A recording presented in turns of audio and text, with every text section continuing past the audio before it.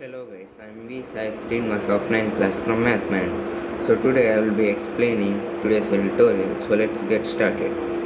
So today our editorial's name is A Wolf in Watchdog's Clothing on government's move to regulate digital media. Instead of soft touch monitoring, the government has opted for predatory new rules.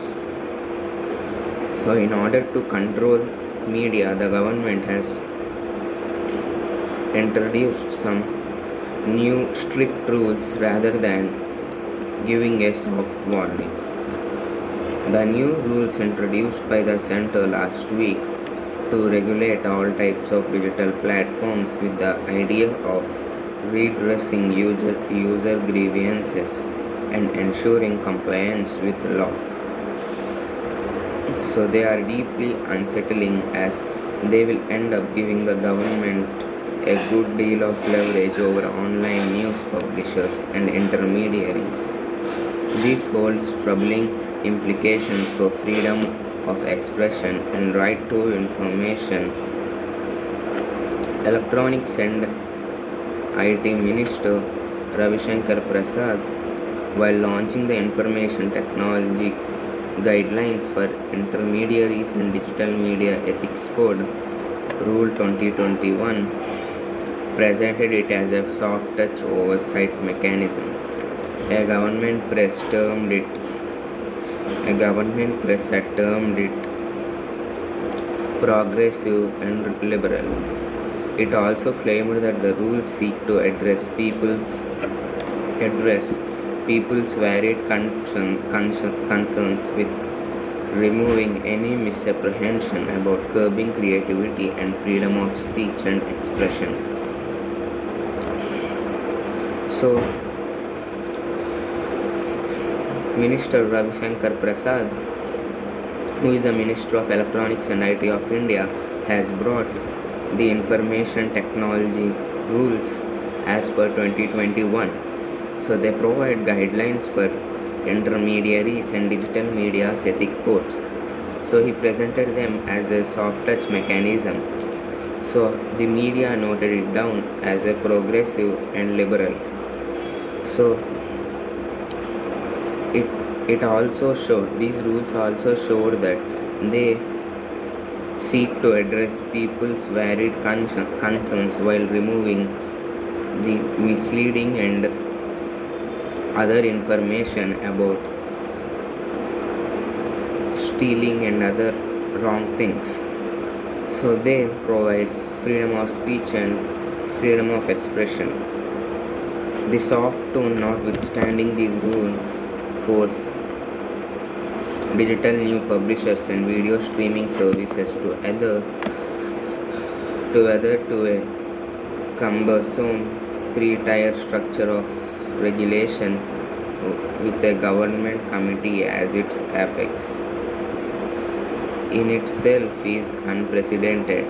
This in itself is unprecedented in a country where the news media has been the space all along to self-regulate based on the mature understanding that any government presence could have chilling effect on free speech and conversations, and that the new rules pertain only to the digital news media and not to the whole the news media hardly provides comfort as former is increasing, becoming a prime source of news and views. Further, it is of significant concern that the purview of the IT Act 2000 has been expanded to bring digital news media under its regulatory ambit without legislative action, which digital liberties organizations such as the Internet Freedom Foundation have flagged. The three-tier regulatory mechanism will seek to readdress complaints with respect to the platform's adherence to a code of ethics, which among other things includes the norms of journalistic conduct compiled by the Press Council of India, the Program Code of Cable Television Networks Act, as also a negative list of content that shall not be published. Essentially, what one would encounter under law as reasonable restrictions to free speech. While there is not much that is wrong with the code of ethics per se, what is problematic is that it will take little to bring this regulatory mechanism to vicious life. According to the rules, any person having a grievance regarding content published by the publisher in relation to the code of ethics may furnish his grievance on the grievance mechanism established by the publisher. So literally anyone could force a digital platform to take up any issue. It has to be taken up first under the new rules by the digital platform's grievance officer.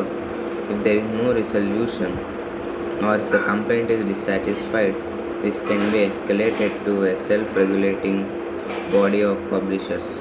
This can be escalated to the highest level, the government's oversight mechanism, according to which an interdepartmental committee will be set up to address the grievance. Apart from imposing a compliance burden on digital publishers, many are small entities. This also opens the floodgates for all kinds of interventions. The potential for misuse is enormous. The new rules have increased the compliance burden for social media platforms too. The bigger of these platforms will have to appoint chief compliance officers to ensure the rules and laws of other two, and a nodal officer with whom the law enforcement agencies will be coordinating apart from a grievance officer. Nodal officer with whom the law enforcement agencies will be coordinating apart from a grievance officer. Such platforms in the messaging space will have to enable the identification of the first originator of the information on its computer resource based on a judicial order. Thus, the rules require messaging apps such as WhatsApp and Signal to trace problematic messages to the originator, while the triggers for a judicial order that require such identification are serious offences.